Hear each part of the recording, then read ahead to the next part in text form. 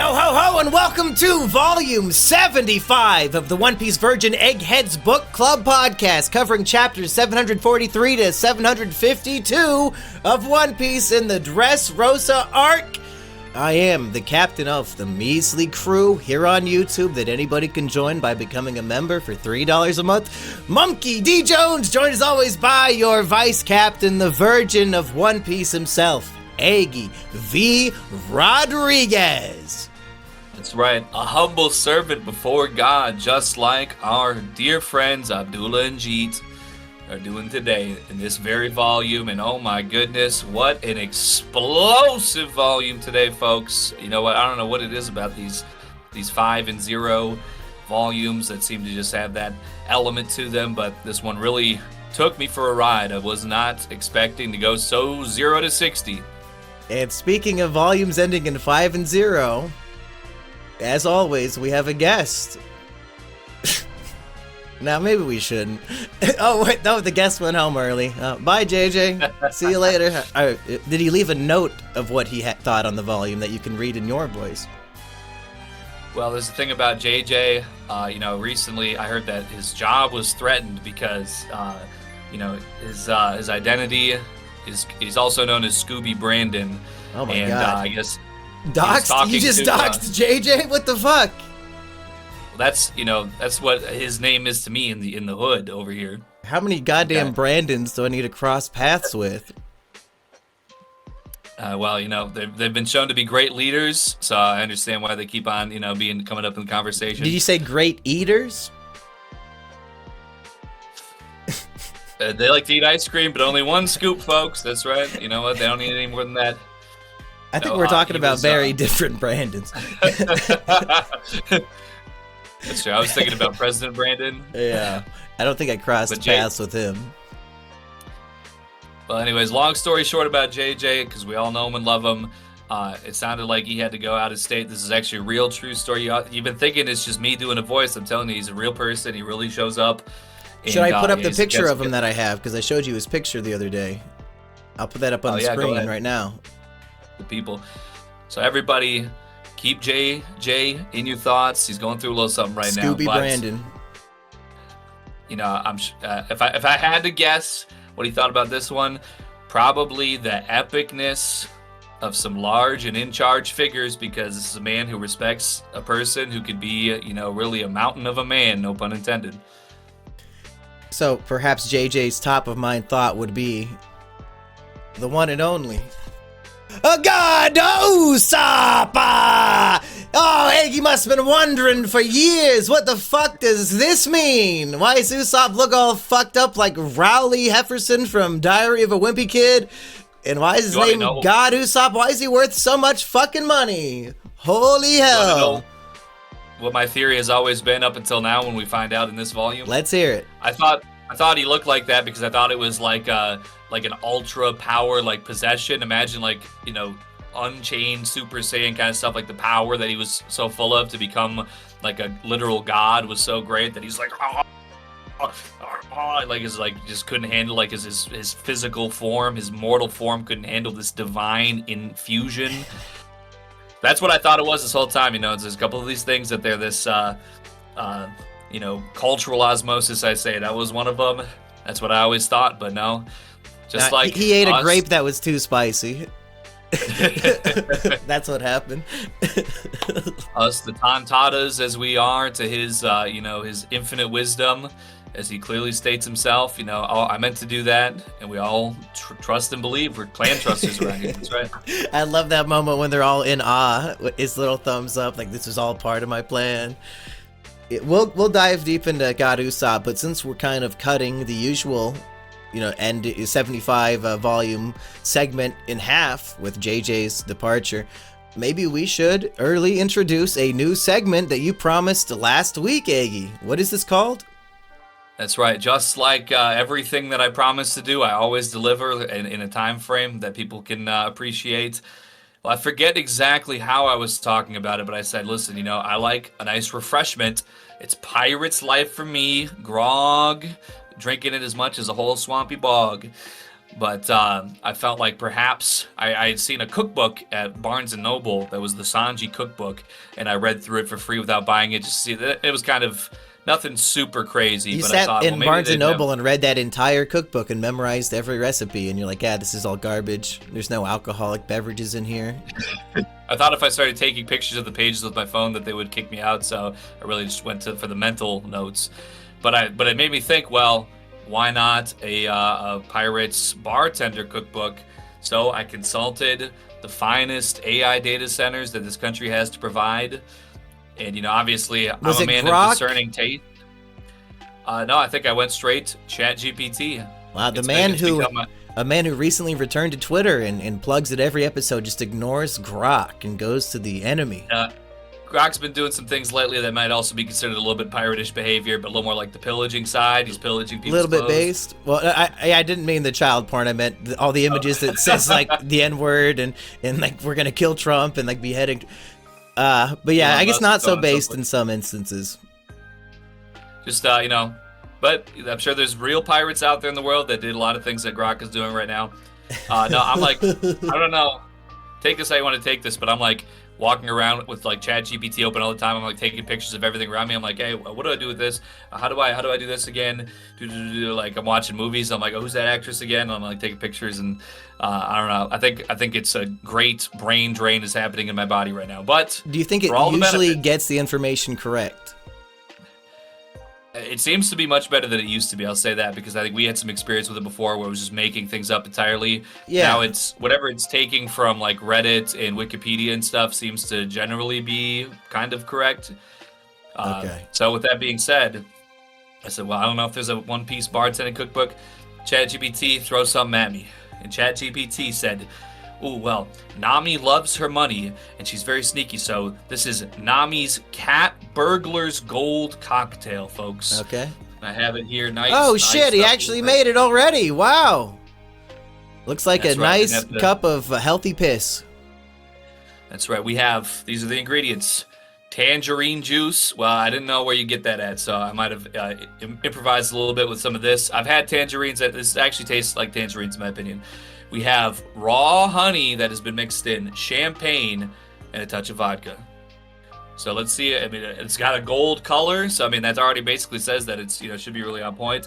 But let's see if it's pirate-rific. One Piece drink review. Oh my goodness. Oh yeah. Wow. Citrusy, nice and cold. Like the champagne and the citrus are coming together beautifully. This is just like some standard barefoot, but then you got like some honey sweetness in there. It's very let's see, it's supposed to have notes of crisp and refreshing. Oh yeah, this is you would get served this on the beach when you're stopping, you're pulling the ship over, you're throwing down the anchor, you're going to the new town. You'd say, whip me up something that's gonna, beat the heat. Don't really need that today where I'm at, but this is definitely a tropical hit. If you went to a bar in town, they would give you half that amount of liquid for what, like $12 or $13 for that drink? Oh, very much so, yeah. Because this is this was a coffee cup. I think this is probably like a 16 or 20 ounce or something like that, but largely cut with Rockstar and champagne, so it's not so over the top. I mean, I ain't gonna be on the floor by the time we're all done here. Just like Doflamingo's head was, but either way. Yeah, folks, save some berries, make your own drinks at home. Don't go to the bar. You could, for one drink at the bar, you could buy a whole bottle of your favorite shit, probably, at this rate. Shit's like fucking $15 a glass in Kansas City. That shit blew my mind. Yeah, I think the champagne was like $5 or $6. Spirits, you just need a little bit. Rockstar is like $1.50, and it was just like I probably did like maybe a teaspoon of honey, maybe 2 teaspoons. It's a fair amount, and it would have worked out just about right. So I'd say maybe you'd be safe with even just one. But can I do a recommendation for a non-AI One Piece beverage? Do you have any blue Curacao? Is that what it's called? Well, I meant to get some, but I forgot. And I happen to have champagne that was undrinking, which is why I opted for this today. But I did have another recipe that calls for it, and I think next week I'm going to go for that one. So my recommendation would be you get a shark bowl or like a goldfish bowl, one of those big round ones. Fill it with nothing but blue Curacao and call it the all blue. Oh, I like that actually. Yeah, Can you just drink I thought that you were stuff gonna give straight? me a meme answer. Yeah, I think it's supposed to be good. It's delicious. Yeah, maybe we could throw something in there to make it more Sanji-like, but we'll think about that, because we're 10 minutes in, and if people don't want to hear about booze and they haven't heard about One Piece, they're going to be pretty pissed. So we'll get to a new member and some new Virgin questions later on, but we have more top of minds to get to. And Eggy, we heard from JJ with God Usopp. What is your personal mind-exploding top of mind moment? Well, it might seem very, I guess, matter-of-factly here, but I did not expect last week. I'm a cynical person, I'm sorry, but we got Sugar knocked out by the flame grape jump scare. She goes down, and immediately every single one of the toys is reverting to their previous form, and oh my goodness. The toys are out of town! It ain't just some little villagers. It ain't just some combatants from the Colosseum that we already saw. We're seeing giant gorillas. Lucy is back. Oh my goodness, my heart swole up just like the Grinch on a good day. I mean, just really, they've been, I guess, what is it? So it's been 10 years that Doflamingo's been running Dressrosa. So basically 10 years worth of political prisoners from every corner of the entire planet, all reverting back at once.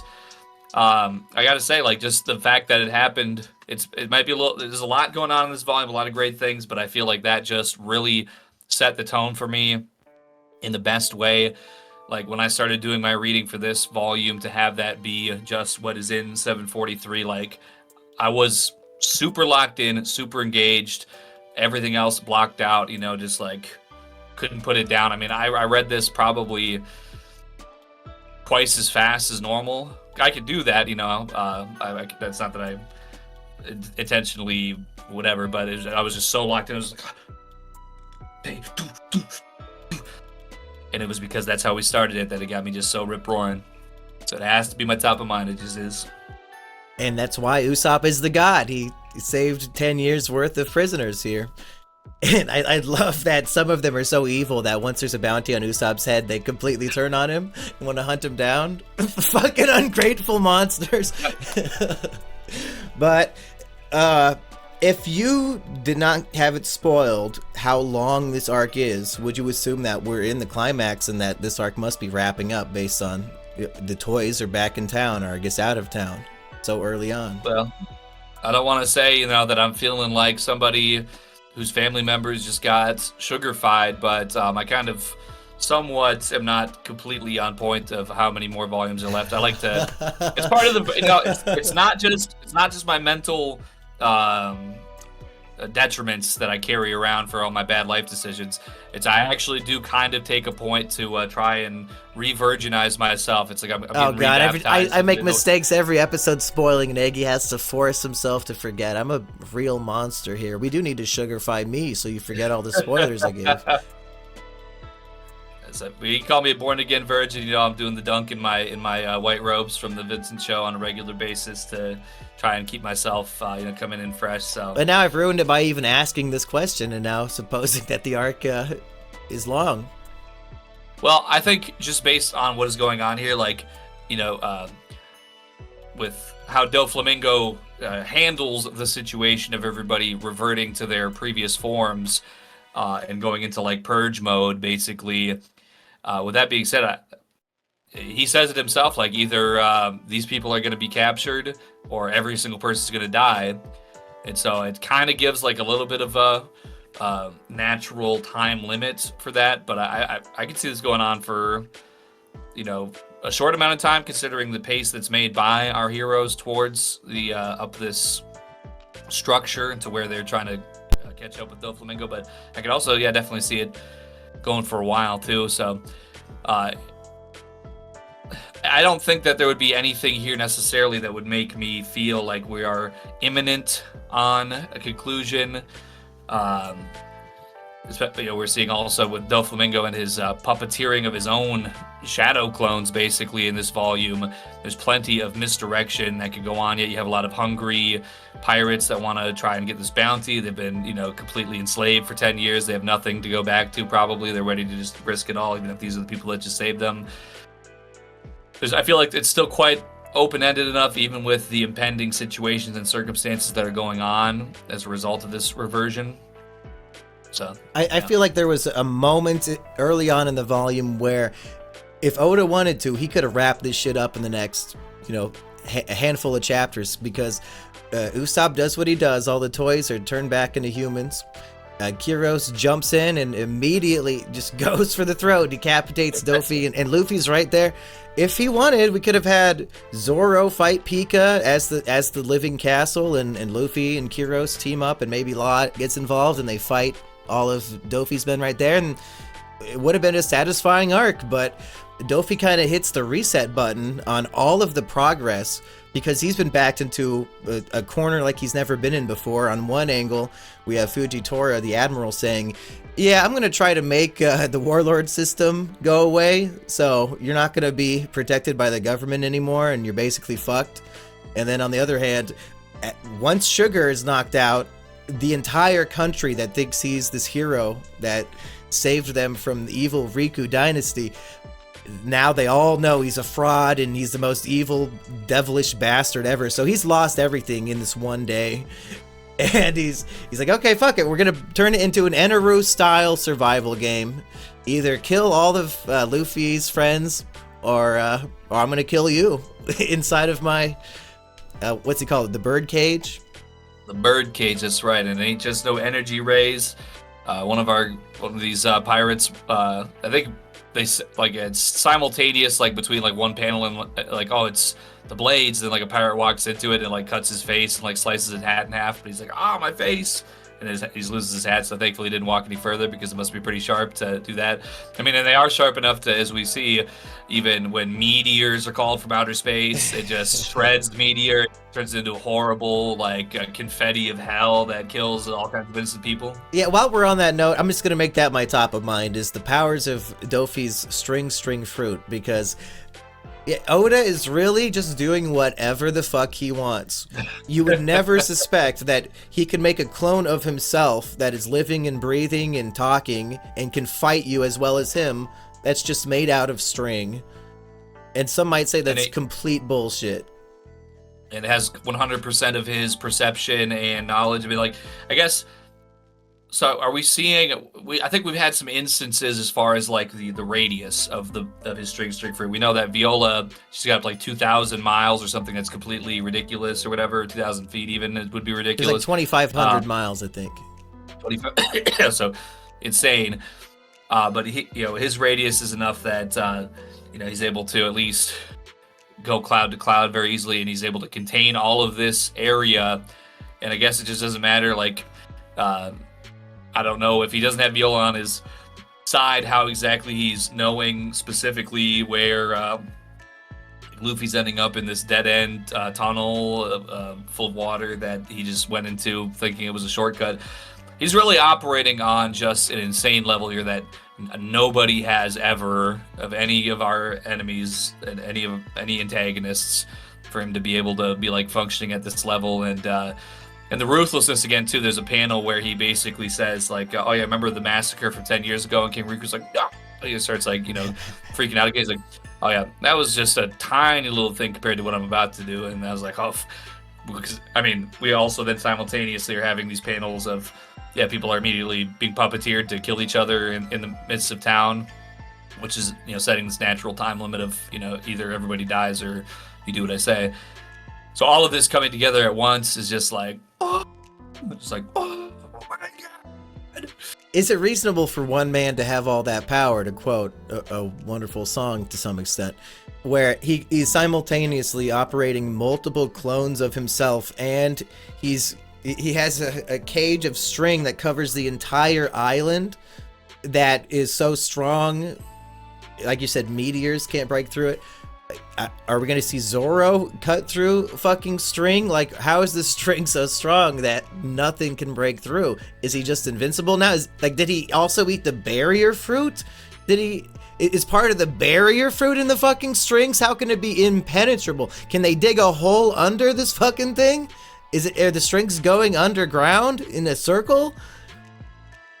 I feel like for what we have seen of it, not that seems to provide any sort of precedent since what he's been able to do, It seems like everything's been open air for where it's been used because, yeah, swinging through the clouds, the birdcage covering all open air, him, spawning his clones. These have all been open air spots. I don't think he's been doing it like necessarily inside of enclosed spaces. So maybe that's a limitation based on what we've seen so far, but a very minor limitation, unless you could put a box over yourself or something like Solid Snake from Metal Gear Solid to block out the string fruit. But he's still the heavenly demon, still plenty of power on his own besides. So really just kind of ridiculous. And I want to say it's also stated, while they're in this birdcage, they can't even communicate outside of it. How can strings prevent snail phones? What are they called? Transponder snails? How is he blocking that? Is he imbibing it with Conqueror's Haki that just says fuck you to anything? Because this shit pisses me off if it's not explained. This ultra powerful fucking string cage, are you kidding me? Signal blocking, razor sharp string that can also stop meteors, or will shred them, I should say. What just came to mind for me right now is the as we go through the volume and some of these people who were saved by God Usopp, some of the former combatants from the Colosseum and things, they're all very willing, saying, "Oh yeah, you know what, Luffy, you saved us, so let's go." Like we have Cavendish, we have Don Shincha, we have the Funk Brothers. Everybody's, ready to tap in, and they all want to be like, there's a whole thing where every single one of these people wants to be the one to kill Doflamingo. Yeah. And it's like an ongoing, battle of egos. Honestly, as I'm reading this, I'm thinking to myself, yeah, we might need every one of these people, because this shit's just so, ridiculous, totally OP, totally just off the charts, that I don't think it's at all any feeling in me that there's going to be too much manpower to go against him here, because we don't know. Everything we've seen that he's capable of is so ridiculous that just keep it coming. Is there a threshold of power that will prevent you from being parasite string controlled? Like, if he can't do it to Luffy because he's the main character, could he do it to Zoro? And we have Luffy versus Zoro. Oh, I could definitely see that, yeah. Or Luffy versus fucking Cavendish, or really any of these motherfuckers, but he's already beat them all, so that wouldn't be that exciting. Luffy versus Moosey? Huh? I don't think Luffy could beat him. He's not going to hurt his friend. Moose, it says the Grim Reaper of the Colosseum is Moosey himself, so I mean that's a pretty tall thing. He's the brutal bull. That's right.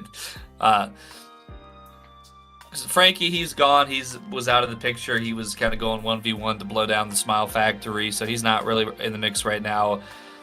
Zoro probably would be the top pick, I think, considering I think also having that inter-crew dynamic of the combat for him to be puppeteered would add a bit of an extra level to the tension and the depth and the severity of the situation.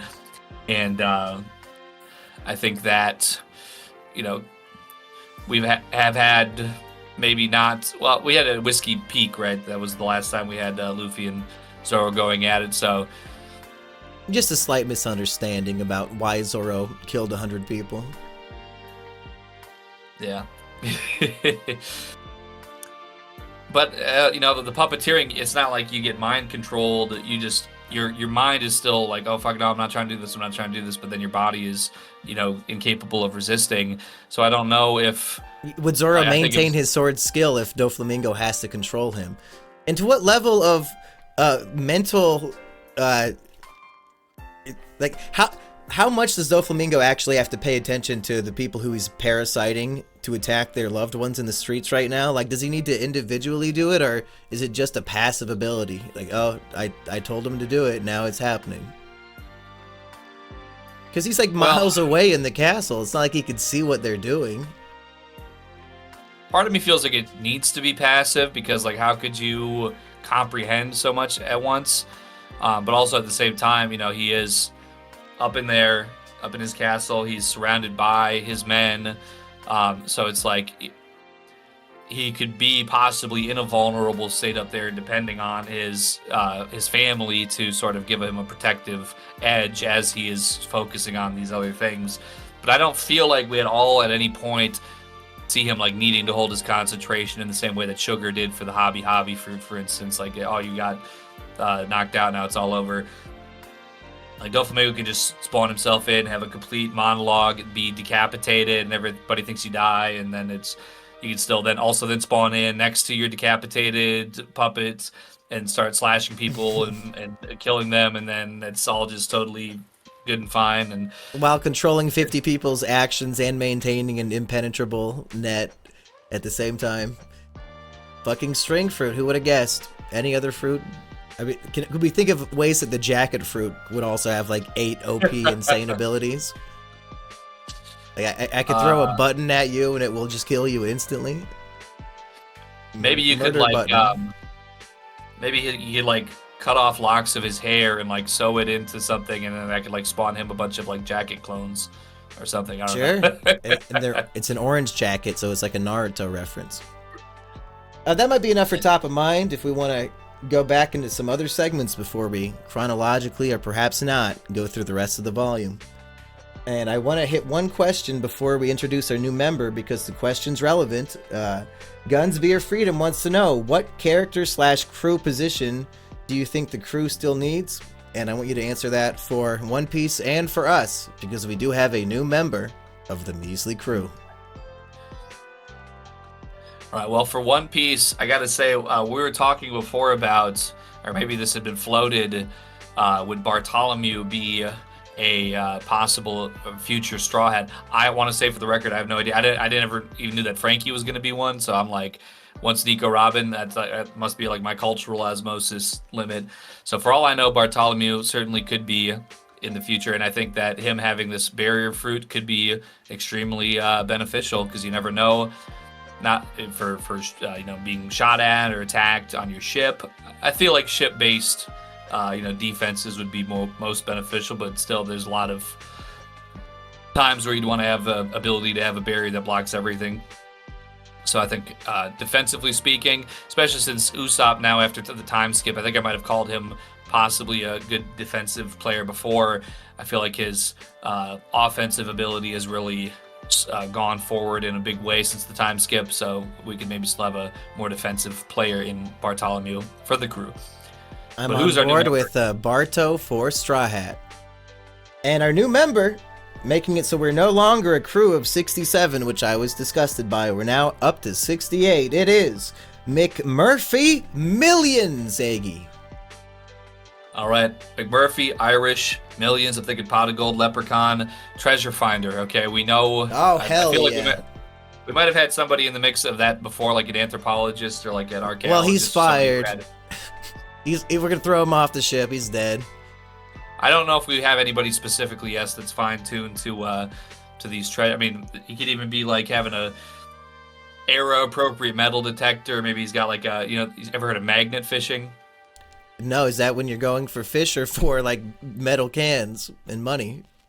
It's a thing. Probably a lot of it's staged, but it's like a big thing on like TikTok or whatever. These guys that get these like super powered magnets and like drop them off bridges and then like reel it up, and they find like weird stuff that was dropped at the bottom of these rivers. If a fish eats enough quarters, will it be picked up by the magnet? I would say almost certainly. But they probably, that should be the goal. Be able to run away from it. Homeless man who tries fishing with his quarters that he panhandled for and a giant magnet instead of a string and a stick. The poor homeless guy who only has a super magnet. I don't know. I guess it's probably staged, but yeah, there's like YouTube channels with like 1 million subscribers, and like, this is what they do. They go around to these like big bodies of water. They have like, it's like a big circular magnet on a rope, and they just like drop it down and then like scoop it back up. They're picking up like guns and safes, and I've seen bicycles pulled up and just different stuff like that. So you're saying McMurphy here is one of the salvage monkeys from Jaya? Very similar theming there, and that's no dig towards the the Irish people. Yeah, they used to draw them in those cartoons with these big round faces and small foreheads. Well, we're very inclusive on our crew, so I would never depict. Yeah, anybody who has $3 can join our crew. That's So right. inclusive to everybody except for homeless people who only have a giant magnet. Unless he wants to offer us 12 of those quarters. That's right. I mean, it should be easy enough to do if he wanted to, but welcome, Mr. Big Murphy. He's got some fishing to do with those quarters. Let's see if I had any other questions. That's the only one I pre-checked. We might have briefly talked about this in the exclusive for members only One Piece Movie 4 discussion that we just did about an hour ago. But Sebastian wants to know, given the significance given in the story to the sun, wait, did we already answer this? What's up with Enel and the moon? We might have done this last week. I believe we did that last week. Okay, never mind. And we talked about that a little bit more again in the bonus episode. And then these motherfuckers forgot what chat they were in, and they just started answering the question and talking back and forth.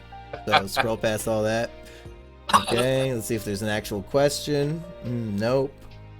Oh shit, I just realized we're not in the spoiler channel. Oh, true. Damn, fuck, I thought I was in there the whole time. Same.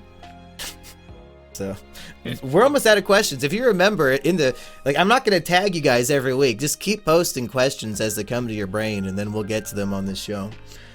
There could be stuff in, the first 20 volumes that we have forgotten about that could be important now. And whatever you want, or maybe we could talk about One Piece video games. I'm starting to have more of those unlocked and the ability for me to play as far as without spoiling myself. So everything like 2015 and back probably at this point is fair game. So if anybody, any questions about, if you have anything to ask about, telling me what to play or suggestions, maybe, I guess that's not a question, but just some ideas. Demented Duskull wants to know, what are your favorite volume book cover arts, if any come to mind? We don't really spend a lot of time looking at them since we're reading this online, even though, and I have the 3-in-1s for most of the volumes, so I don't really even get to see the good art up until about volume 91. Yeah, I'm going to keep it real. I mean, I think a lot of the ones that come to mind, they have, the presentations are, unique, but so also samey kind of in the way that you're usually having these characters laid out. You're having, maybe the coloring or the background is going to have something relative to the environment that is, the primary place in the volume. But usually I'm just looking at volumes as more of like when I open it up, like, oh, do I recognize any of these people? Like I recognize Koala on the cover art today. I saw a man kind of bending forward with some goggles on a big hat, and I said, oh, I think I know where this is going, because it was still just sort of a supposing last time, but all is revealed to an extent in this volume as far as that goes. So some of those particular points, I'll kind of, I'll take a little time to look at it and digest it before I get into the reading to see if there's anything that I'm feeling about it. But a lot of times, you're getting a new reveal, or like if you're about to go into a big battle, you're gonna have like that main antagonist and maybe one of the Straw Hats, like Luffy, generally probably being like prominent in that artwork as well. But yeah, I don't know if I have any real favorites off the top of my head. Do you remember back around the Skypiea arc? I probably mentioned it on the show, but there's a cover where Luffy is winking one eye closed. And I think those eyes might match up to the mural we were talking about not too long ago. One eye open, one eye closed. Is there a secret in Skypiea that reveals the truth of this mural?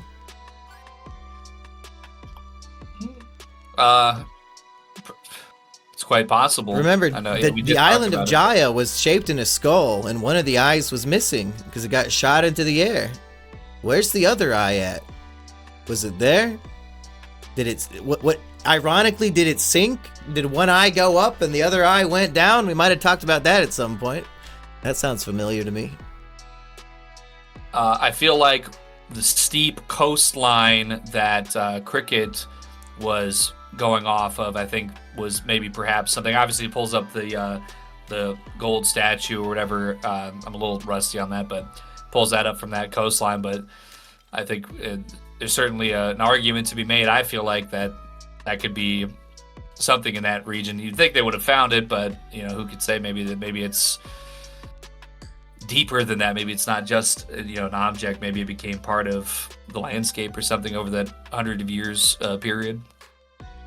Luffy isn't usually one to wink, and maybe in the canon story they're Maybe there's not even one image of it, I'm not sure, but he did on that cover, so that's the cover art that comes to mind for me to answer that question.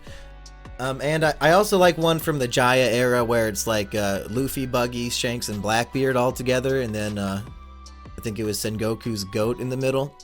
That's a good one that gets like a callback later on, like a similar cover with all the characters in that same position, so that's kind of cool. So those two come to mind. I like the ones in Alabasta where it's like all the Straw Hats on one and then all the crocodile Baroqueworks on the other, and they're facing off. And it's one of the very few volume covers ever to not have Luffy on it because it's just all the villains on it. But probably sold poorly. Yeah, look, oh, well, yeah. I guess he's not in this one. Let's not buy it. Yeah, can't do that again. I'm going to keep that question noted, however, and perhaps I will go and give it a little bit more of a deep dive, and then next week I could give you something that really is my topic. But yeah, I'm going to keep it real. To be honest, off the top of my head, there's not exactly something that has stuck out to me all the way through to this point.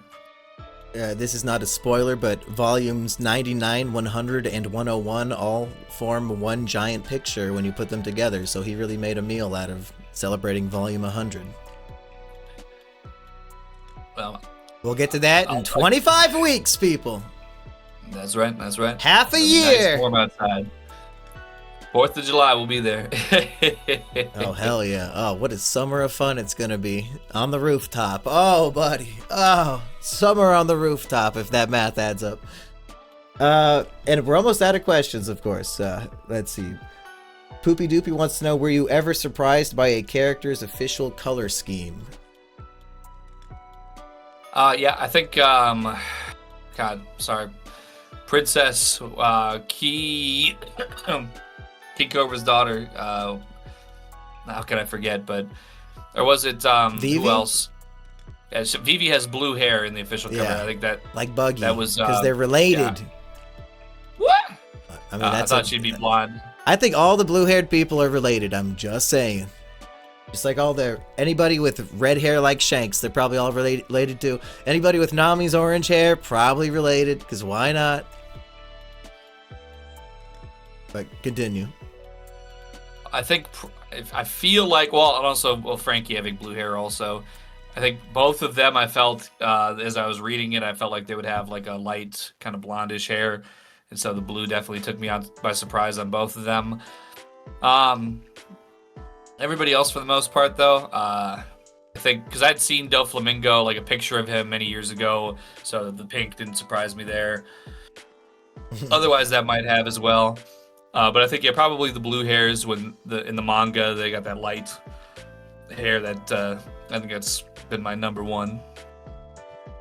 Okay, and final 2 questions from Love Machine. Eggy, which character are you most anticipated to learn more about?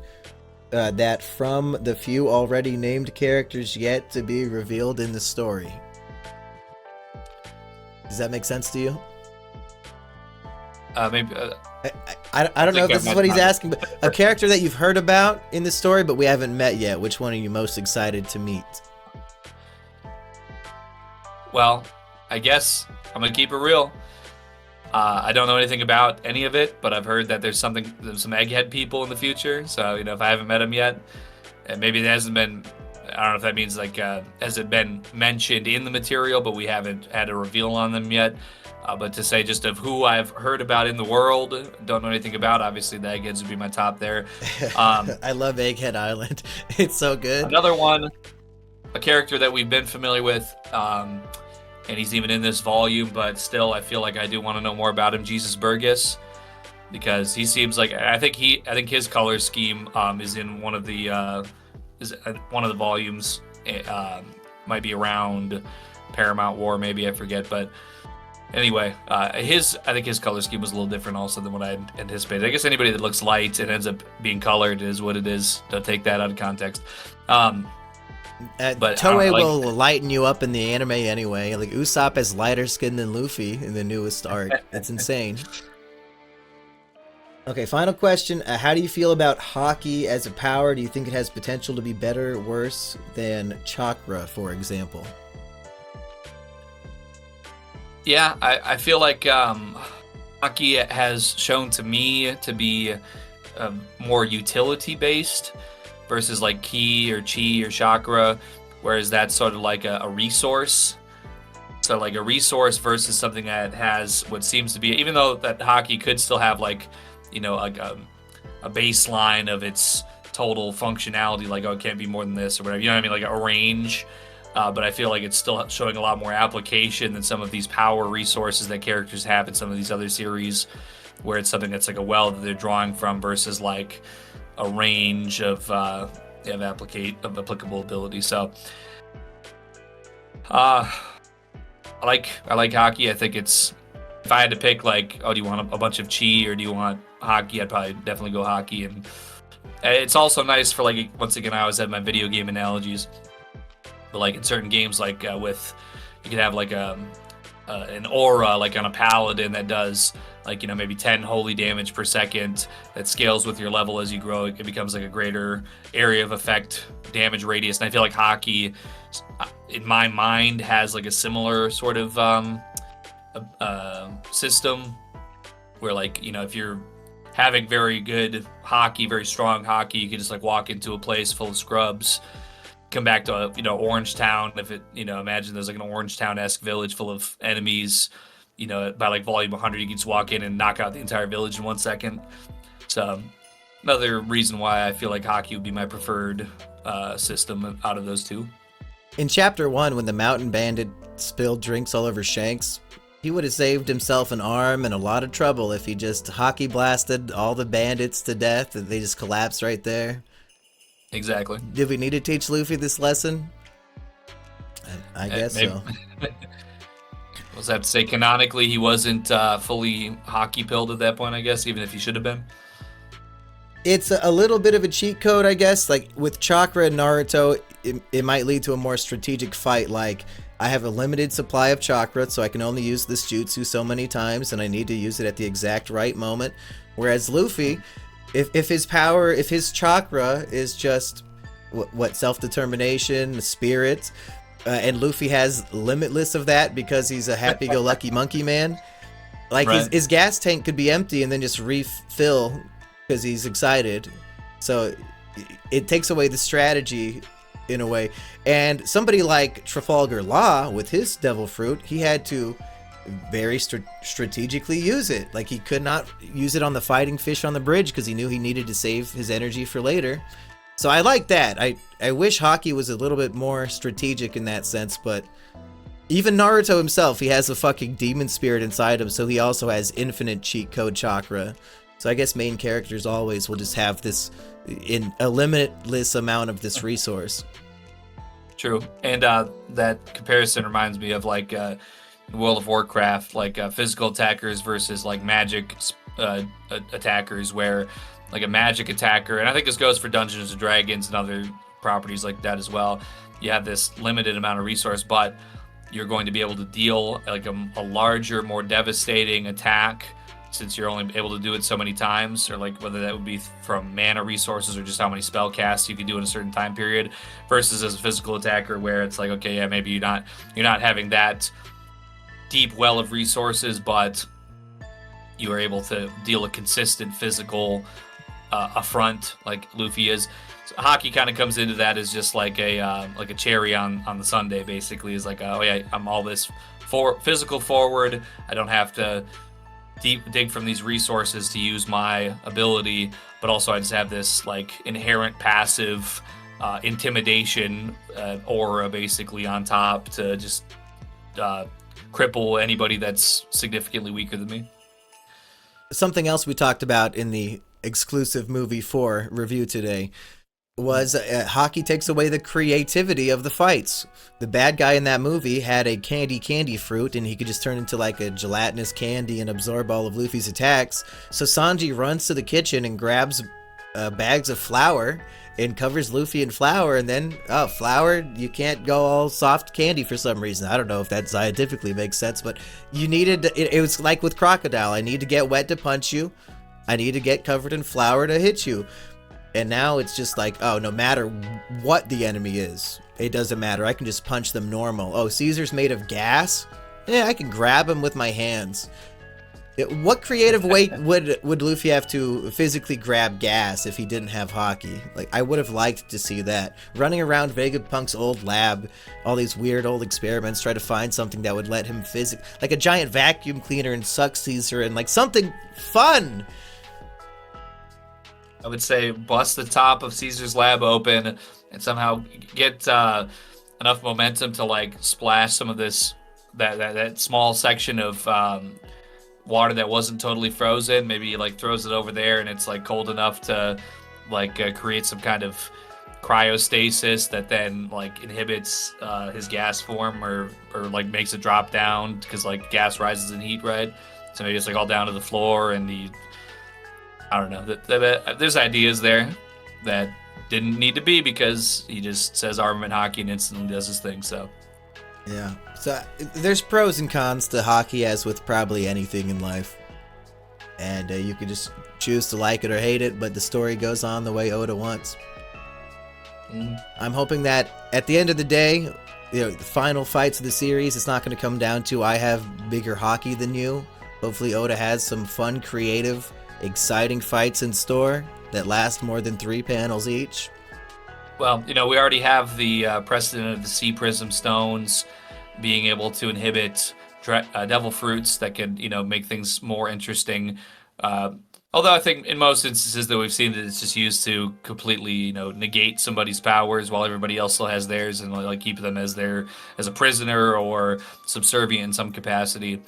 But maybe there could be something along those lines for Haki as well. I don't see why not. If Doflamingo can generate strings that are blades that could shred meteors and block all satellites communication for the entire world, why could he not do something or somebody do something against Haki, like do the Haki cage and figure it out, dude. Yeah, we need a fruit that absorbs all Haki and then makes it a fun fight again. But we're all caught up on questions for virgins, so become a member, go in the Discord, post some goddamn questions, folks. Otherwise, we're down one segment, and we'll just have Eggy's drink of the week instead. And nothing else. I probably got about 25 of those, so I could go on for a while if you want. But if you want to, do some, we are listening to you. You are our crew. We no mutinies, please. Just give us more ideas, indeed. Should we have a countdown to volume 100 and we have a very special, insane drink in store that Eggy has to anticipate every week as he gets closer and closer to destroying his brain cells on stream while we discuss an epic fight. Well, the one of the ones that had blue curacao as an ingredient was like the ocean breeze, and it had also that you would put like salt water into it. Oh, what the fuck? Yeah, and Eggy froze up at the right time as I'm disgusted by the notion of drinking salt water. You're back, Eggy. What else is in there? Well, it froze for me too with your disgusted face. That was nice. It's the one that had like pineapple rum, salt water, blue curacao. Most of that sounds delicious.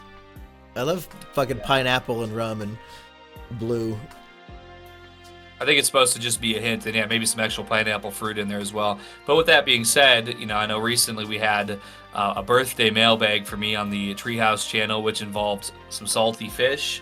All I'm gonna say is if people want to, that's the all blue stuff, is the blue Kiriko fish bowl with actual fucking fish in there. I would Neptunian nectar. I'm dropping the anchor right now. Neptunian nectar. Not the all blue. Well, no, I mean, because every type of fish is there.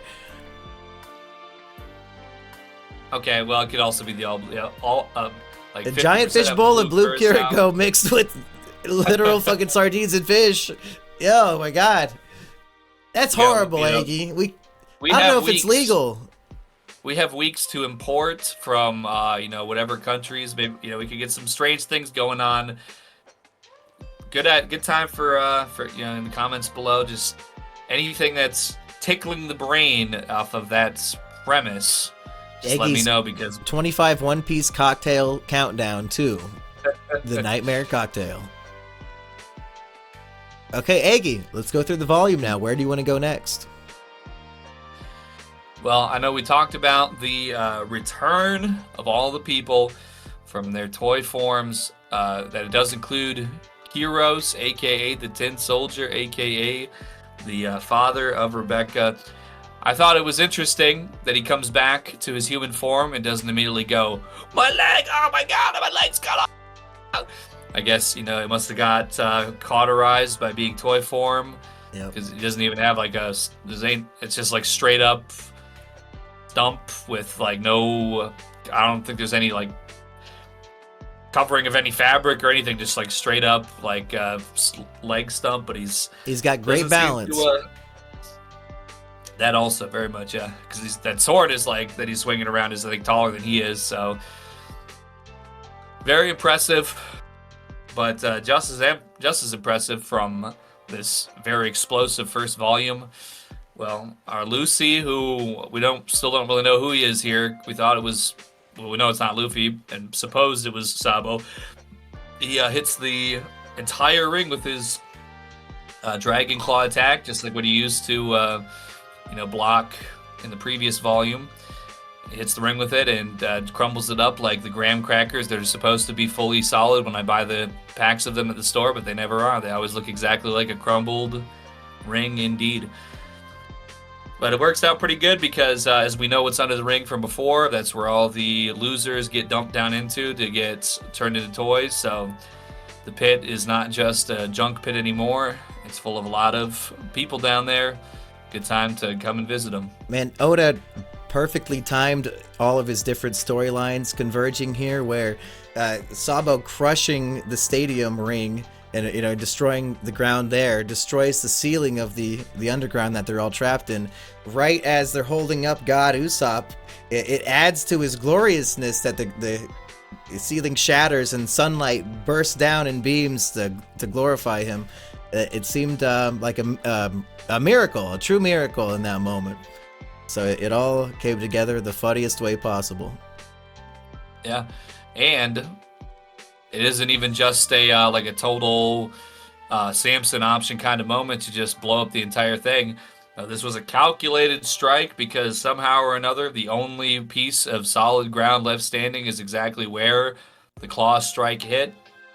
The Dragon Claw, and you would think that would be like the point where it would start breaking, but however it worked out, it's still there. Which I don't know why Sabo is like trying to play by the rules and be the last man standing, which if all you have to do is grab the fruit off of the fish's back, just go do that. But I guess that's what he's doing anyway, just happened to be within the rules of the game. Well, it did seem a little bit convoluted perhaps because as I recall when we got into the finals here, they said, oh, yeah, grab it off the back of the fish, but also still be the last one standing. So it's like almost necessary to play it out like this because it's like, are you going to go be the one to go grab it off the thing? And then it's going to be like oddball in Halo or whatever, where you can't attack. You're like, you got the fruit like this. And you're just like, trying to make everybody else go away. Like you're just going to end up handicapping yourself. So really an ace play here, no pun intended. But he's able to both simultaneously collapse the entire arena and nobody else is able to stand on his footing, and he's able to grab that fruit. I didn't know I'm like thinking to myself, okay, was he going to grab the fruit? Is he going to hold it for hostage? What's it? Now we get about 2 panels in after he grabs it and immediately it's just, you were not expecting that. Flame fruit. It wasn't my first thought because I'm thinking to myself, well, any of these people, I guess, like I think Jesus Burgess had said like, oh, he was gonna have it, but I mean, it's just a powerful token. It could be used for a lot of bartering or things, perhaps also. But it all made a lot of sense because with this being Sabo, and him being the third brother of between Luffy and Ace, it is only right that he take on the mantle of his fallen brother Ace and become a flame user himself. Was it a strategic blunder for Doflamingo to have the real flame fruit on the back of this fish? Wasn't the whole point of the Colosseum tournament to distract Luffy and get him, ultimately defeated by Diamante was the plan? And also, wasn't Doflamingo intimately aware at this point that Luffy was like out of the ring and somebody that was supposed to be him is inside the ring fighting? Like, if you could materialize in the ring to be decapitated by Curios, maybe say, hey, wait a minute, you're fucking with my shit. Hey, stop the tournament. This is fucked up. Or yeah, just have a fake out fruit. That would have been very easy to do to begin with if it was supposed to just be. But hey, is this something to say here? Not to harp on our members only movie '04 review too much, but let's just say hypothetically, spoiler alert, in that movie, maybe there's something set up that's supposed to have a prize that doesn't really exist. All that fake out, it works for a one-off spin-off movie that's completely non-canonical, but something that's an extremely important plot point in the actual story. Now let's just not do that. I don't know, I'm just saying. Well, you think back to the Gaimon chapter. He's waiting 10 years for a prize that ultimately doesn't exist because Luffy opens the chests on the hill and they're empty. Are you telling me that Doflamingo is more kind than fate itself? He actually puts the treasure in the box? Who's he trying to be honest to? If Diamante wins, he can't eat it. What the fuck's it there for? Who is that for, Dofi? Who do you want to win this fruit and take it off the fish and eat it? Why are you doing this? The conclusion almost immediately is that there's this signal blocking razor blades meteor shredding thing that has to be covering the entire island. Literally everybody has to be killed. Literally every single person they've been toy slaves for 10 years, they gotta come back to life just to be murdered instantly, and some of them certainly have been. There's no way that there's definitely at least one person here canonically that was a toy for 10 years, popped back up and got shot right in the face by a puppeteered Doflamingo servant. Okay, yeah, I guess maybe he just likes his chaos. He does seem like kind of a chaotic guy. He's the heavenly demon. Maybe he's having fun. He wanted it to be a game, and he made it a game. So fuck it. Maybe he has a strange sense of honor where, hey, if you win in the Colosseum, you deserve the prize I offered.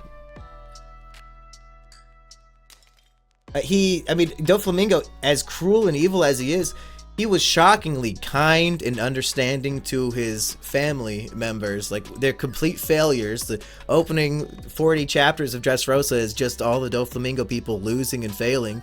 But he's like, yeah, no, I get it. It's fine. I still need you for what we're going to do next, so I can't be mad at you. It's cool. You're my family.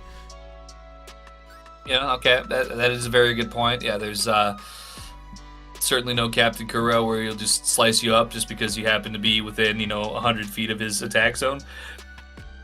And that's something that makes Doflamingo and Luffy alike, is that they genuinely love and care about their crew as if it's his literal family. So as perhaps his crew is defeated one by one in One Piece fashion, maybe Doflamingo's gonna go Luffy mode and just get more and more angry out of wanting to protect his friends. We could have a real clash of ideals here where the ideals are the same. I do certainly feel like, and I think I've echoed this already in the previous volume or maybe even in the last couple volumes, but Doflamingo does seem to be a lot more much stronger with his antagonizing, but also noticeably more powerful, more complex, more comprehensive in his character and his depth than some of our previous antagonists, I think. So, and yeah, considering the family, considering his lineage, his abilities, his connections, I think that, and I could be wrong because I was thinking before, is Sugar even going to get knocked out? And I'm overthinking this volume so much, and then it just takes off so fast that I think it's also certainly possible, that we'll get right into hot and heavy action with Doflamingo maybe in a couple volumes from now, and there's something definitive there. But from where I stand right now, that's kind of what I feel like is, the traits on the field. Speaking of the field, though. Oh, go ahead. Well, so we have a Sabo. He gets the flame fruit, and he attacks with it, or he basically is getting his first use of it while he's still over the collapsed arena. And I wonder, I'm not sure if I read this quite correctly here, because we have Usopp, he just ate the flaming grape that saved everybody's life. He's ascending to God, and they're down under the collapsing arena, which is bringing in natural light. I just don't know if was it meant that there would be any of the flame fruit fire blast that's helping illuminate also. I'm not sure. I don't know. I don't feel like I read in that way. I think it was just natural light from the collapsing arena, but there is a flame attack preceding that, so I don't know if that did anything extra. If it did contribute, what would that mean to you? Well, I mean, it's just like, the difference between if, like light coming through the window or like an explosion outside your house, and like, different kind of ambience, atmosphere maybe, or something that would enhance it, or, elevate it a little bit to this this heavenly status that is then ascribed to it by the people who have now been reverted back to their form. I think in the anime it's just yellow sunlight beaming down. Right. Anything else from this scene in the Colosseum before we go back to Kyros and Luffy attacking Doflamingo in his office? Because there's a bunch from this scene I want to talk about. Oh, no, I think we covered the God Usopp in the top of mind pretty good, so we can move on to that. I think it's very epic. King Riku remembering Kyros. Is that you, Kyros? And he says, yes, I'm sorry to have kept you waiting for 10 long years. Oh my god, Kyros is so cool. Like, I love him. And just no hesitation, goes for the decapitation, kills Doflamingo's marionette. Big twist. Actually, now there's two of me. But what I don't like here, they're invading the castle with the goal of killing Doflamingo, and homeboy Pika, who is just a stone man, he is a living, breathing castle and then becomes like a whole fucking mountain in this volume. His goal is to prevent them from getting to Dofi, but he gets distracted by just Zoro and is having a fight 1v1 with Zoro while Luffy runs on. But then Doflamingo says, hey Pika, I'm done. Just kick them all out. And very easily could choose the specific people Doflamingo wants out, and within 5 seconds, just, you're all out. I can just kick you out easily. Why is he even fighting Zoro? Why didn't he do that immediately when he saw these intruders? Just, you're out. Out the window. I'm going to guess it has to do with some sort of ego thing, because I don't immediately remember the exact panel in the exact chapter, but in this volume, there's a running theme that Pika, being this magnificent mountain man, he has like a little girl's voice or something. Or would you like to do a Pika impression? Well, there's one other Pika I know off the top of my head. He goes, Pika, Pika! Was Pikachu. that the reference? Is that what Oda's doing here? He talks like Pikachu. That little Japanese woman. It's a good double entendre, because Pika, I know that because I watched videos about people that eat edible dirt, and there's like something about Pika in there. It's like it means dirt, something or other. That's why he's a stone man. And also the himself being Pika, the earth or whatever. I guess he's stone, but then Pikachu. So it all has layers. It has levels to it. But yeah, him sounding like that. First off, it's one of the people that's among Doflamingo's ranks, kind of like goes, when he hears him talk, and they just instantly kill him because they're like, none of that. It's OTF, only the family. Just like the family's very protective of anybody making fun of their giant freak's voice. But Luffy, one thing about Luffy, he's always gonna tell it like it is. He hears that and he starts cackling, and it makes Pika, out of his extreme insecurities and extreme sensitivity, just have a giant stone fist make contact with the ground that basically is like a level 8.0 earthquake. Like the ground is literally like twisting around like a plastic bag in the wind, like very rippling and waving. And I think with that being said, I think that explains maybe perhaps he feels challenged, he wants to defend himself. He gets the orders from Dofi, who he's subservient to, so okay, well that's what you want, then blow him out. But then, his other instances of himself in this volume, I think it all speaks to his, as menacing as he is, he's still very insecure about being perceived as weak, and he wants to defend himself in combat at any given time that he can. I bitched last week that Pika was not a swordsman, but he proved me wrong. He pulled out, a giant katana blade or something? So for at least one interaction with Zoro, it was a sword fight. Yeah, and it was interesting because that's after there's the whole thing of him, like his it's weird. he displays himself so much, and I think really almost all the instances that we've seen him, he's been this massive, larger-than-life figure, that he's this ability to manipulate his environment, manipulate even the earth itself of that Dressrosa consists of. But then, yeah, when they're like approaching and really converging on his position, then he's like within himself, like in like on some Iron Giant type stuff. Like he's, well, I don't think I ever saw the movie in the last 20 years, so I'm a little rusty on that. But the idea, or even like Moria, like a being the pilot of like a larger structure. I don't know if we really had inclined to that being the case, or really given any kind of inclination, that was what his powers were like. I thought he really was just like a golem man already, and he was able to just like mesh and like meld into the other stone structures and the other earth and things like that. I didn't know it was just like, this is just him, and he can just, be himself, but then also these other things. He can permanently restructure the entire island, and he like moves the factory from underground to all the way up at the top of this newly formed hill along with the castle, and he's kind of making like forming their own little Mary Joyce on the Red Line here. Like we have to climb up this big tower to get to the castle and fight the celestial dragon Doflamingo. Yeah. Flower Hill, I believe, is the name.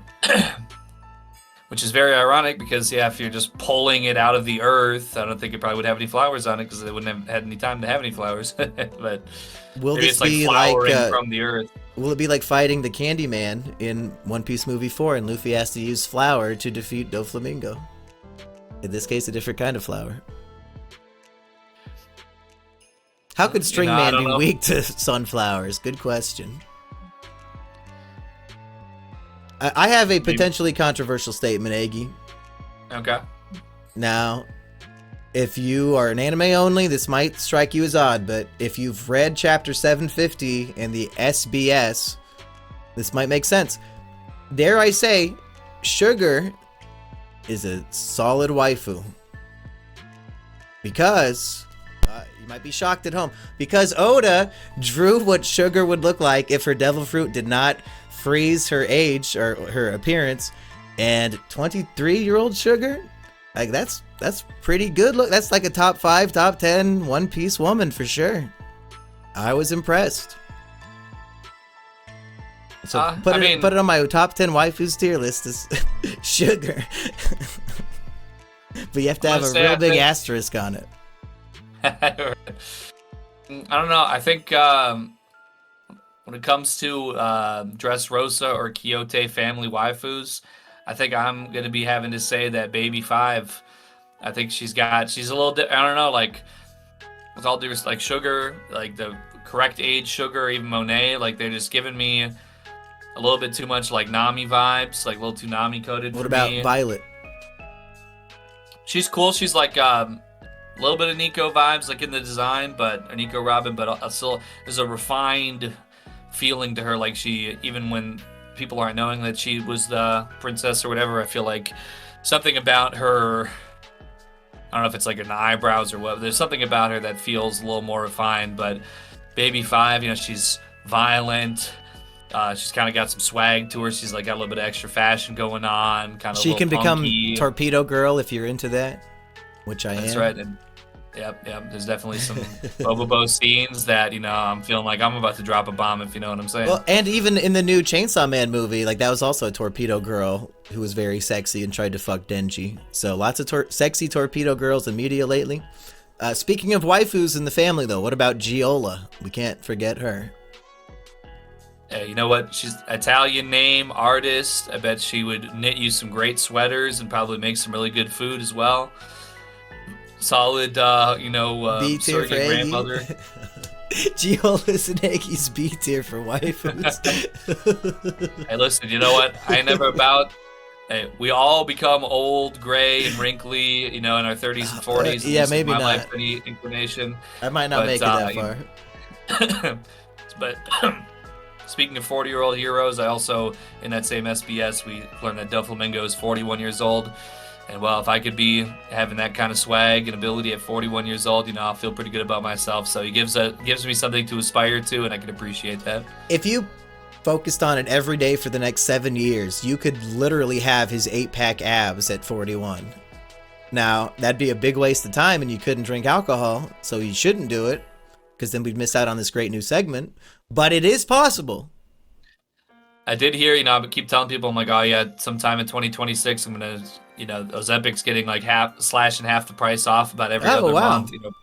I mean, now it's like with insurance, you can get for like $20 a month, or you can get like a couple $100s a month without. But they're telling me now, if you take it, it permanently, in some people, takes away any desire. So like you'll never sex? Like, you don't want to eat, you don't want to have sex, you don't want to drink, you don't want to anything that's like a vice. Like it's like completely undesirable to the max for the rest of your life, and it is irreversible. And I don't know if this is true, but I heard that it reduces the girth of your cock. Well, I got ways to combat that, so I don't know about that. If it's removing all your fat, it means from everywhere. That's probably true. Yeah. But do women lose their titties when they're on that stuff? Yes. I just know that to be true. Yeah. What if I contractually forced you to maintain your body weight so that God's character is completely consistent for 60 episodes? Like, Aggie, sorry, you can't fix your health and lose 100 pounds. The God on Ozempic wouldn't make any... That would be funny. We should have God go on Ozempic if you're going to do it. That would be really good. Because why not? We're doing a live-action cartoon. This a long time ago. Well, it's the same reason why I'm not planning on cutting my hair, although when I do cut my hair, I'm going to put grease in it every day and wear sunglasses and chew on toothpicks. I'm going to act my age eventually, but right now I'm still riding the wave, so it's all good. We got to get the entire series of Vincent filmed before Aggie's hair gets completely changed. Hey, what about this plot twist? Law wants revenge on Doflamingo personally because Doflamingo's brother, Corazon, was special to Law in some way, saved his life or something, or rather. And we find out Doflamingo, he lost his mother at age 8, killed his own father at age 10, and now 13 years ago evidently killed his own brother Corazon. Lots of Shakespearean level family drama here with Doflamingo. What do you think of all this? Well, I think it goes to show us when he is having everybody around oh, you know what, don't worry about your shortcomings, this is all family. And then somebody chuckles about Pika's girly voice and then he immediately just kills them, has them killed. Perhaps it just might be the case that Doflamingo is maybe not a particularly trustworthy, I don't want to say leader, because he's always going to be relentless and ruthless to his own ends, but that's very self-serving. Do you think there's any world where his dad and brother deserved to be killed by their family member? Well, if he's a celestial dragon and his family was anything like the celestial dragons I saw at Sabaody, yeah, they probably all deserve to die. Doflamingo, by being so aggressive and so, having such ambition as he does, it almost is possibly... Let's keep it real. Maybe this is a little bit of a hot take, but for where he's at, he might deserve to win more. If he had family members that were these stereotypical celestial dragons, it's hypothetically, they're just fat slobs that are riding around on slaves that are beaten to death as they're oh my word, my slave sure sucks today. I'm gonna kill them right now. Living in that kind of family, if his father was like that, that might have Pika might have been one of the slaves, and don't mistreat Pika. He's my slave friend. Hey, you know what? Some slaves back in our reality, they got comfortable beds. They got to clean the dishes and not have to do things in bad temperatures or whatever. Maybe the Doflamingo slaves, maybe they got a little bit of devil fruit to help him, reinforce his empire and get themselves a little bit more status. If you consider the free housing, some of those African slaves back in the day probably got better income than most of the people listening to this podcast. Yeah, there was a FaZe clan you might have heard about that, the pro gamers. one of the guys like quit because of like some allegations of one of the other guys. He's like, oh, I'm not going to be FaZe Clan anymore. I quit because that guy got allegations. After terminating his contract, he had free housing before, like under the organization. He now has to pay $18,000 a month in rent. So he didn't move out of the FaZe house? I guess he just didn't think it through. Like, he just decided to quit, and then I guess he had enough to at least continue living there for a minute. But yeah, he's like, oh fuck, gotta pay $18,000 a month in rent now. I was like, God damn. I'll give him a big hint. If he's making money by streaming on the internet, a thing you can do from literally anywhere on the earth, that $18,000, you could live in Iowa for 3 years, brother. Just move anywhere else on the planet and live your life exactly the same way. You'll be fine. Fucking streamers don't leave their houses anyway. Exactly. I mean, we have fiber optic internet, and it's very good. I don't want to, go too off tangent here, but I always been getting some flack online lately. It's like, oh, who'd ever live there? I'm telling you, you're looking at two heroes right now, baby. Not ashamed. Don't believe the hype, okay? Don't believe these. No. I agree. Iowa sucks. Don't move here. Let's keep it exactly the way it is. We don't need any Californians. Don't bother coming unless it's to come on my cock. My apologies. Anything else? Okay. This should have been my top of mind. This should have been my hat. One of my all-time favorite moments in One Piece. Doflamingo says, "We're starting the game, and everybody's worth a certain number of stars, and each star is 100 million berries. And who gets the highest bounty at 500,000 berries but God Usopp?" And the shared reaction of Usopp and Leo and the other Tontatas making the same insane reaction face. It's one of my favorite panels. It's so good. Yeah, it's definitely an all-timer. I want to say this much just to, since I spoke on Pika at such length too, like essentially the final panel in 747 where you have Pika coming out of the hill, this giant massive thing. Flower Hill, for absolutely no discernible reason whatsoever, just has Flower Hill carved into the side of it, like in English too. Flower Hill, yeah. But real, what's that one game called? Shadow of the Colossus. Is that the PS2 game that was like the super ultra limit pushing game of its age? Big vibes of that nature, of that sort. That. I really appreciated that. Like that would be one of those ones that I would say is like there's certain panels over the time we've been reading this that have stuck out to me, and I think that's going to be one of those ones for sure. And so I like those, that when Pika gives up on this strategy, like the giant deformed monster he made like remains, so it's kind of a permanent structure of Dressrosa now is a giant Pika tried to punch down. And I'll say one more thing too. When Usopp gets his 500 million berry bounty, the only time I can recall up to this point, Usopp screams "ack," and it's such a significant "ack" that the speech bubble is inverted, where it's white text on a black background, to really drive home just how acking he is. If you know anything about me, I'd be saying that about probably 500 million times a day, just like 500 million berry bounties. So.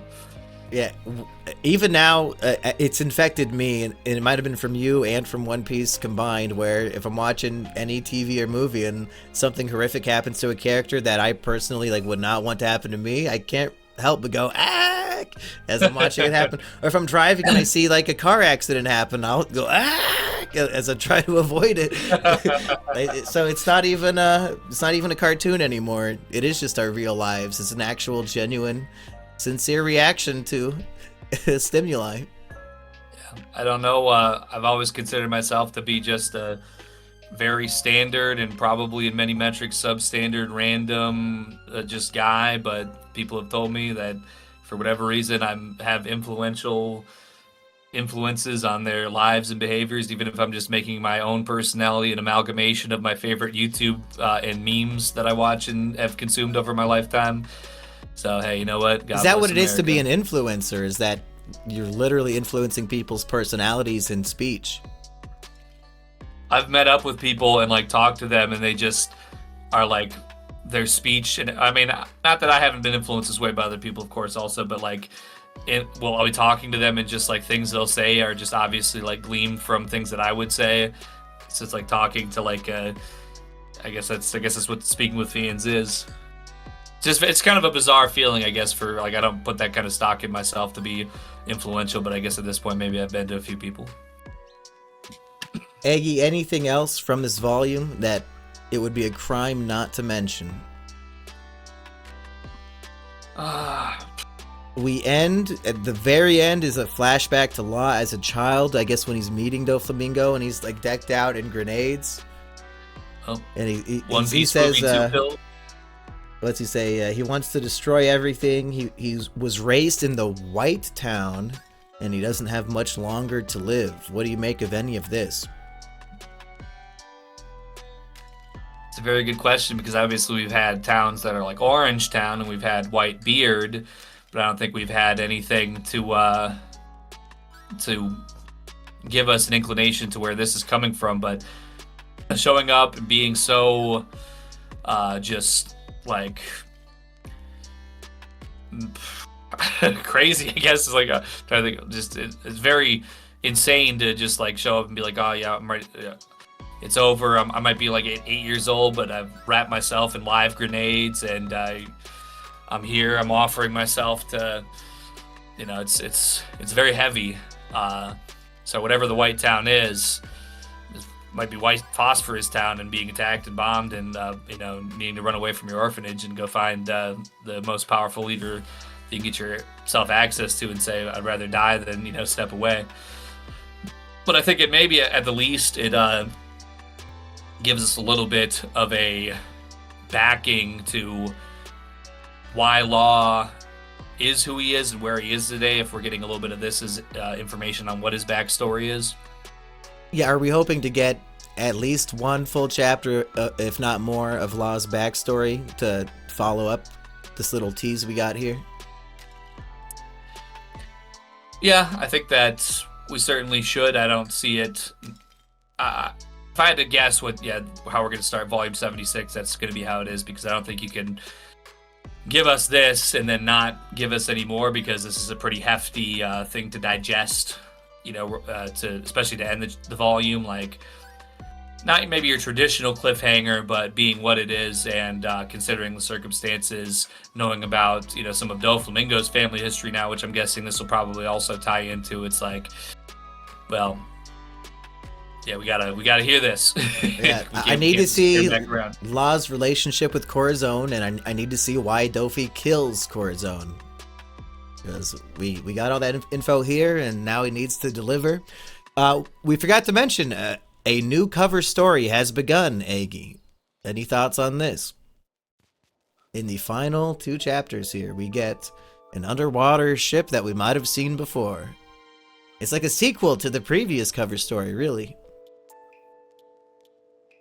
I gotta say, I didn't read the captions on these, and I was just thinking it was still part of the... I saw them, but I just thought it was... I guess I didn't tie them. There's really nothing to see. It's just Jinbei, he's in his boat after dropping off Caribou, and then I can see why you would think it's just like a normal non-canon cover page, because it's Jinbei with a cute giant sea kitten, which is the kind of shit Oda's drawing all the time anyway. But I guess this is a canon giant sea kitten. So, Jinbei cover story, Aggie. Where do you want to see him go? Well, now that I've pulled it up in front of myself here to observe, and it says the title of it is The Solitary Journey of Jinbei. I think, considering that, I would say, maybe him doing a little bit of archaeological search. Maybe he's just kind of traveling along the sea bottom. Obviously, we had... Hachi.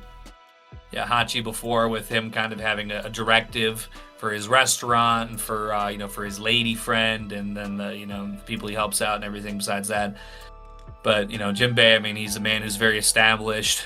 We know he's got a lot of power. He doesn't need to be doing all types of stuff like that. I don't think so. Maybe this could just be like a bit of sightseeing. Maybe he'll see something that he ends up being intrigued by, and maybe it'll give us a little bit of information or a little bit of exposition on some fishman stuff as well. But just based off of this here, that's where my mind goes to as far as what I think would probably happen. if Hachi found an underwater refrigerator with the devil fruit in it, what crazy shit might Jinbei find underwater? I'm always excited to see, because underwater, I mean, that's the majority of the planet. Any crazy mystery shit could be down there. Mm-hmm. Who knows? The solitary voyage of Jinbei, is that what it said? Something? What did Jinbei say at the end of the Fishman Island arc that he had to go do before he could, like, be Luffy's crewmate? I don't think I remember, to be honest. Yeah, he said, like, he had some affairs to get into place or something, so maybe we'll see some of that. One other thing I could say that kind of wasn't the most massive thing here, but Frankie, he's got his cola charged up and he's about to blow into the Smile Factory, but he has some combat with our good friend Senor Pink, is that right? That's Mr. right. Baby Man himself, and they have some entertaining back and forth, but it's nothing too particularly significant. They're doing the goddamn chopper maneuver. Is that a suplex? Just throwing somebody backward onto their head? They keep doing that. I think in the final chapter, the Tontatas are communicating with Frankie again of like, oh, we got a way to get into the Smile Factory, but you got to handle Senor Pink first. So, his whole, I forgot even what his devil fruit is, but he's like swimming in the ground. I think that's just it, the swim fruit. He can swim through anything. So, a little bit, reminiscent of Pika, just like, environmental control being a primary power here. That's very frustrating because these are instances in which you are trying to reach certain areas, get access to certain things, and I do hope that we can get into this factory. We haven't satisfied Kinemon's directive yet either. He's in this volume he jumps into like the garbage chute or something. There's like one panel where we see him. I wrote it down somewhere, but yeah, we don't see him again after that, do we? Yeah, we need some more. We need to see him fulfill his mission. I believe he's got one of the bounties from Doflamingo, if I'm not mistaken. He's with the group, with the crew. So hopefully we'll get some more of Frankie being able to get into the Smile Factory with the Tantata. Let's get Kinemon finding his good friend and Kanjuro, and do you like the? Help out with. I would like to be on Team Robin here, where the Tontatas that can fly are kind of like gliding you across the rooftops and you're sort of floating like a balloon. That'd be fun. I'll take that over like all the bullshit Luffy has to put up with every other pirate captain wanting to compete with him for Dofi's head. Yeah, and I think at least Musi, he's attacked by the Doflamingo. The bullet string, he gets shot. Oh my fucking god. I guess I don't think we see him really recover from that. But that was in the last chapter of the volume, and so by the time a flashback is over, if we do get one, everybody's usually healed. So right. I mean, if I recall, Law was like shot to death 2 volumes ago, and now he's just fine. He's just hanging out. Very true, very true. So let's get Kanjuro and Kinemon and Mononosuke. Let's get them all back in the mix. Momo is he's on with Sanji and Inami and Brook heading towards Zoe right now, so right. They're not going to see Momo for a hot minute. Yeah, it's this volume. One of my favorites, I think, maybe my favorite of Dressrosa so far, just because of how engaging and action-packed, intense, and suspenseful, and everything that it was. Almost honestly didn't. There was so much to chew on that I didn't even necessarily feel like a grand gap. So that's, I guess I brought the Nami cocktail in today to kind of give her a little bit of a presence in this reading, but overall, a lot of action, a lot of people doing their thing, a lot of reverted persons, and the grand siege on Doflamingo. I can't wait for more. My little baby son Shoji the cat has been crying at the door, and he found a way to project his voice even louder right when I just turned around. It sounded like he was in the room, so he's pissed. So we're going to wrap this up. Unless you had any other last-second predictions of what you want to see in the future, Aggie. I feel like I've given my my level of prediction, it's going to be a little bit vague for me still, because as you mentioned, like, if you didn't know how long this is it projected to be, what would you think? I feel like right now, even with how close they are, Doflamingo's been pulling so much BS out of his hat, just crazy abilities. Even if I thought that, we had him within an inch of his life, I still couldn't even say that for sure, because he's just throwing me for so many loops. I think Jinbei's doing archaeology. I think we're getting more Law backstory. I think Sabo is going to break down Dragon's revolutionary army lifestyle to Luffy, let him know what's going on. I think Frankie is going to go up in that Smile Factory, handle some business. And like all the Doflamingo family, he's got like 10 named characters with abilities here, and we're losing some Straw Hats to fight against them. So we're going to need some bodies to go have some 1v1s or whatever the case may be.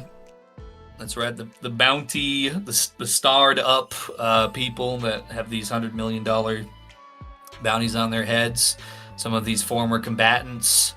Like I said, I think they all better keep on running up this hill, Flower Hill, get up there, because I think it's going to be some strange alliance perhaps being made. Out of the gladiators, who do you definitely want to see have like a dedicated 1v1 fight against the Doflamingo family? I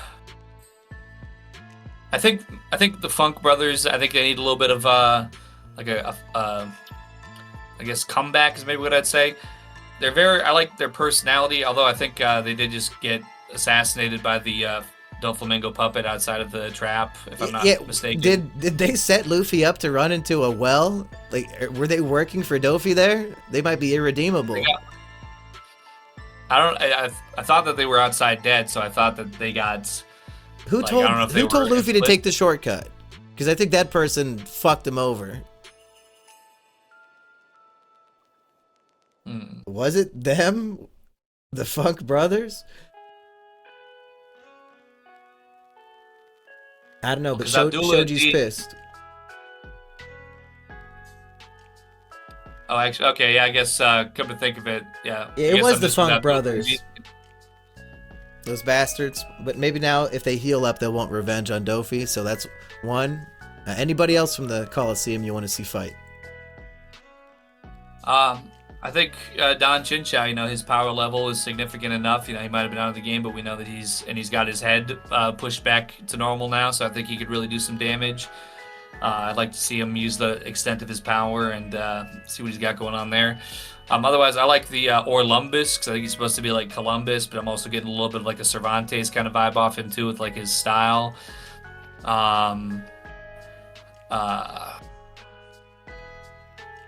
Sure, there's some other one. I guess I hadn't thought about this before, but those are just some of the ones that come to the top of mind for me. But is Cavendish gonna fall asleep, and will Hakuba be fighting against Doflamingo or against our friends? I think there could definitely be... I couldn't tell you exactly where it's going to come from, but I feel like with everybody converging and all their powers going on at once, there could be something set up like that triggers perhaps like a bout of, I don't know if it's sleep powder or medicine or something that would trigger him to be sleeping in an perhaps otherwise unlikely situation with all the chaos going on. And I think that would be fun to see him kind of. And it's like, oh man, we're all fucked. The whole group fell asleep. But homeboy Hakuba's here. We got the ace in the hole. The one resistant to your power. Maybe Mr. Boom Boom Fruit. Maybe he'd set off a huge explosion that like the sonic boom might maybe knock somebody out or something, and then maybe that could possibly be like the precedent that gets him activated to be Hakuba. Okay, Eggy, anything you want to plug this week? Yeah, the Twitter's going crazy. I got like 4,000 likes on a meme tweet yesterday. When did that happen? Was that the 6-7 thing? It was, yeah. Eggy, you're speaking really to the choir at this point. You know what the Zoomers want to hear. Yeah, I think it's my most liked tweet out of like the 6 active years I was on Twitter. Got me refollowed by a bunch of like huge accounts with hundreds of thousands of followers that all remember me from like 5 years ago. So the Twitter empire, it's being rebuilt. You might see me being some cultural figure once again. Maybe perhaps, I don't think I have anything to give to the world in that way. if I ever did to begin with in the first place back in the 20 teens, but the numbers are going up. We'll see what happens. So at 2EggWhite on Twitter, smash that follow button. My plug will be, I'm guessing you've already seen it if you're watching me here, but the Vincent the Atheist show came out, Vincent's Atheist Reviews or whatever we're calling it, but episode 1 came out, and great appeal, I suppose, to the audience, because it got way more views than all the other recent videos, so I'm glad people were into it. And episode 2, by the time this episode of the podcast goes public, episode 2 will almost certainly be out, because I'm just about done editing that one. Got really motivated to edit that shit when I saw people liked episode 1, so that'll be out sooner than later. Well, speaking of tweeting, though, I shared the video on my YouTube tab, but you do have your Twitter with like 30,000 followers or whatever. You're going to tweet it out on there and I'll retweet it? Yeah, I could. I think when you post an external link, it's not going to show it to 39,000 followers, so... Usually it looks really pathetic when you post a link and then it ends up with like maybe 8 likes, because very few people are actually going to see it. Well, I say fuck the trolls. You know what? I'll share it. That'll be at least another 100 impressions or something. Yeah. I don't really like tweeting anymore. That's fair, yeah. But go check out what it used to be. Go check out Eggy on Twitter, and maybe I'll just have him tweet it out himself, and then I'll retweet Eggy. That might actually have a bigger pull, to be quite honest. I think people are more likely to like your tweets than mine. You post like a link to your stream, and I see it has like 13 retweets. Like, what the fuck? These people are literally trying to support him. I cannot imagine. Yeah, people come out. There's people I haven't seen in probably since the last time I was on Twitter that were like, so I had a guy who used to troll me back in like 2015, 2016. I remember talking to him in like 2019 or something, like, oh yeah, I was a teenager and outside. He was in the stream the other day where you were like, people are, I never would have thought would ever even remember their names, but I'm like, oh shit, yeah, I haven't seen you since 2018, but you're back in the mix now and talking that talk. Dude donated $300 and and then some other stuff. We had like another 200 in TTS, Venmo, Cash App. Oh my god, Eggy's fucking, we need McMillions, what's his name? Well, our new crew member needs to keep track of all this treasure. Oh, I guess, I don't know, I can't say it for sure yet, but it was kind of a little bit coincidental around the time that I got banned from Twitter and the time that my streams kind of all of a sudden was not getting enough money to support me doing that for a living anymore, so maybe Twitter was a secret ingredient there this whole time, I don't know. But I'm gonna keep doing my thing and having fun with it too. So you'll get the tweet. This is the thing too. People are getting more accurate Twitter notifications of me tweeting of going live than actual YouTube notifications with the bell rung and all that stuff too. So it's another reason why you should follow me on Twitter.com. And go check out The Death of Internet Atheism on the Simeon Jimmy channel.